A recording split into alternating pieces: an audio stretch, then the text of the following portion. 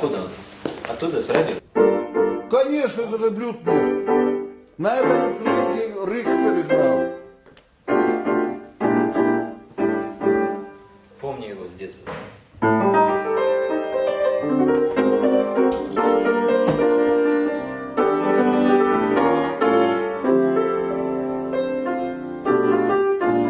Послушай, Влад, это же мелодии Халборова.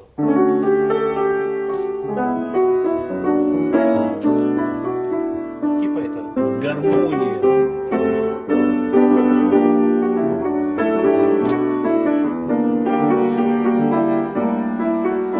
Так же было? Ну все понятно, давай. А дальше? Вот он.